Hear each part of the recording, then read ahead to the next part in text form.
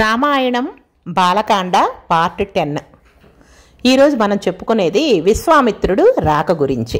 దశరథ మహారాజు సభ తీర్చి ఉన్నారు. పిల్లలు పెద్దవాళ్ళు అవుతూ ఉన్నారు. 12 సంవత్సరాలను 16 సంవత్సరాల మధ్యలో ఉన్నారన్నమాట వీళ్ళు. అంటే యవనంలోకి అడుగు పెడుతూ ఉన్నారు. అప్పుడు పూర్వకాలం చాలా త్వరగా వివాహాలు చేసేవాళ్ళేమో. అప్పుడు సభలో నా కుమారులు 9 కూడా వివాహానికి సమయం ఆసన్నం అవుతుంది, పెద్దవాళ్ళు అవుతున్నారు, మంచి సంబంధాలుంటే ఎవరన్నా చెప్పండి అని సంతోషంగా మాట్లాడుకుంటున్న సమయంలో ఎవరొచ్చారు? విశ్వామిత్రుడు వచ్చారు. విశ్వామిత్రుడు రాగానే, విశ్వామిత్రుడు అంటే అందరికీ చాలా భయం. ఎక్కడ ఏ కోపం వచ్చి ఏ శాపం పెడతాడో అని అందరూ కూడా అదురుకుంటూ ఉంటారన్నమాట. వెంటనే దశరథ మహారాజు సింహాసనం మించి లేచి విశ్వామిత్రుడికి ఎదురెళ్ళి అర్ఘ్యపాదాలు ఇచ్చి సత్కరించి లోపలికి తీసుకొచ్చి కూర్చోబెట్టారు. చూడండి, ఇక్కడ విధి బలీయం అంటారే, విశ్వామిత్రుడు వచ్చారు. ఆయన ఏమీ అడగలేదు, నాకు అది ఇవ్వు ఇది ఇవ్వని అడగలేదు. కానీ దశరథ మహారాజే ముందుగా వెళ్ళి మీకేం కావాలి నేను ఇస్తాను అని ముందుగా అడిగాడు. ఇంకా ఏముంది, అడిగిన వెంటనే కూడాను ఏం కావాలని కోరుకుంటున్నాడు చూడండి. నేను యజ్ఞం చేస్తూ ఉన్నాను.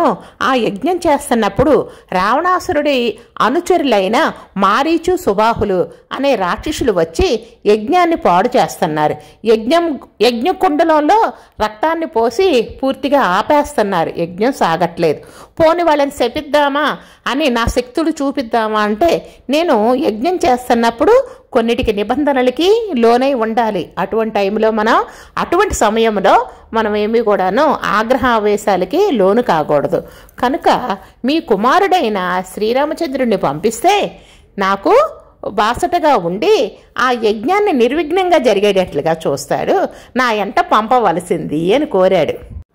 ఇంకా దశరథ మహారాజుకి అసలుకి ఏమీ అర్థం కాలేదు. చాలా చిన్న బాలుడు, ఆ బాలుడు అంత పెద్ద రాక్షసులను వధించటమా? ఆ రాక్షసులకి బలైపోతాడేమో. నా కుమారుడు అసలే ప్రీతిపాత్రుడు.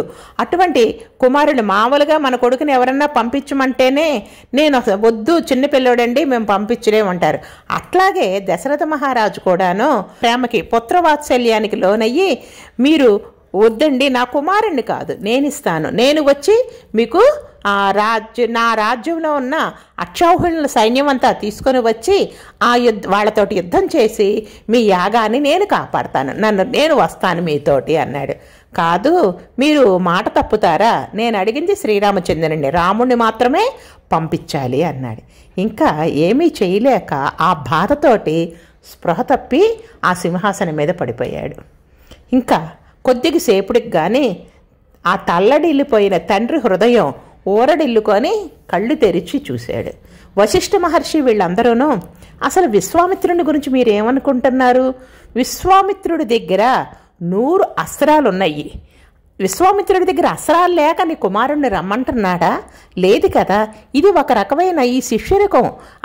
ఏరి కోరి నీకు శిష్యరికము వచ్చింది. నీ కుమారుడికి గురువుగా వస్తానన్నట్టుగా వచ్చింది. విశ్వామిత్రుడు తీసుకెళ్తున్నాడంటే రాక్షసుడు చంపటానికి తన 100 అస్త్రాలను ఎవరికి చెప్తాడు? రామచంద్రుడికే చెప్తాడు. ఇటువంటి అస్త్రాల విద్యని, ఎన్నో అస్త్రాలు ఉన్నాయి, 100 కాదు ఇంకా ఎన్నో అస్త్రాలు తెలుసు. అవన్నీ సంపాదించుకోవటానికి ఇదొక మార్గం, ఒక బంగారు అవకాశం వచ్చిందనుకో. నువ్వు భయపడవద్దు, రామచంద్రుడి గురించి భయపడవద్దు, నువ్వు ధైర్యంగా నీ కొడుకుని పంపించు అని వశిష్ఠ మహర్షి అనేక విధాలుగా దశరథ మహారాజుకి చెప్పారు. దశరథ మహారాజు అంతఃపురంలోకి వెళ్ళి కౌసల్య కుమారుడు గనక శ్రీరామచంద్రుడు కౌసల్యని చెప్పడానికని వెళ్ళారు. కౌసల్య ఇది అంతా విని వెంటనే ఒప్పుకుంది.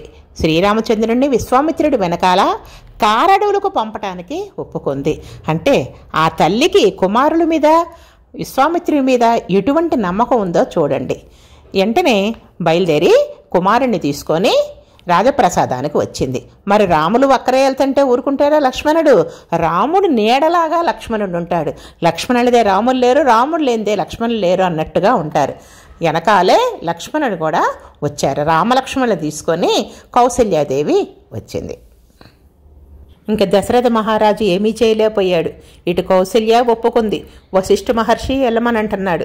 విశ్వామిత్రుణ్ణి మాట కాదన్నందుకు, విక్షోక వంశంలో పుట్టిన నేను మాట తప్పినందుకు ఏ ఆగ్రహానికి బలవుతానేమో. ఇప్పుడు ఆయన యోగదీక్షలో ఉన్నాడు కాబట్టి, యాగదీక్షలో ఉన్నాడు కనుక ఇప్పుడు శాపం పెట్టకపోవచ్చు.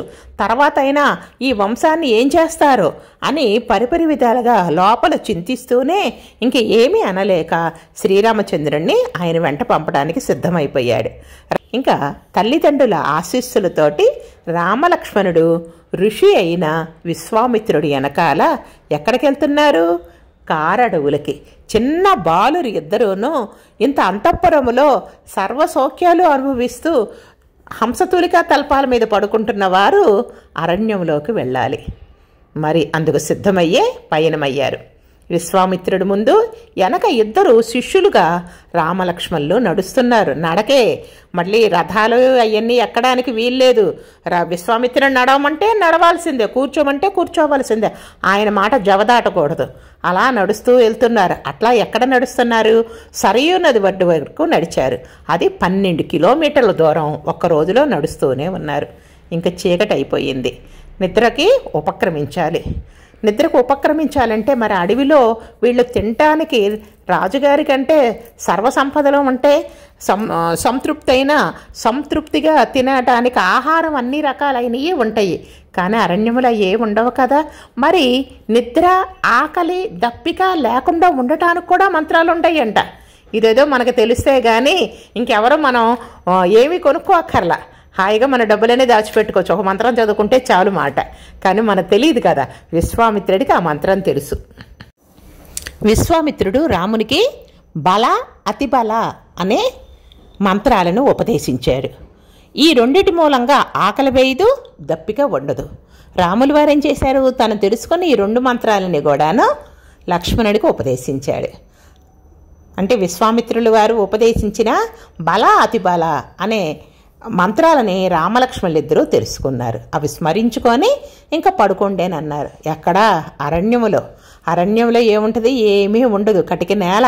వీళ్ళు చక్కగా పట్టుపరుపుల మీద పడుకున్న మహారాజు కుమారులు. సరే, ఏం చేశారు? గడ్డి అక్కడ అంటే దర్భలతోటి గడ్డి పరిచి పడుకోండి ఆయన అన్నారు. అంటే విశ్వామిత్రుడు గురువు గారు కనుక వాళ్ళకి సేవ చేసుకొని, వారికి సేవ చేసుకున్న తర్వాత ఇద్దరు కూడా నిద్రపోయారు. ఇంకా తెల్లవారుతుంది. సూర్యుడు ఉదయిస్తున్నాడు. ముందుగా ఎవరు లేచారు? విశ్వామిత్రుడు లేచాడు. లేచి చూసేటప్పటికల్లా బాలులిద్దరూ కూడాను మంచి నిద్రలో ఉన్నారు. రాములు వారిని లేపాలి, మళ్ళీ ప్రయాణం కావాలన్నమాట. ఇప్పటికి ఎన్ని రోజులు గడిచింది? 1 దినం గడిచింది. ఇంక ఈ 2వ రోజుకి నిద్ర లేపటానికని రామా లే అని చెప్పి కానీ మనం తట్టి లేపడం కానీ అలా చేయలేదు.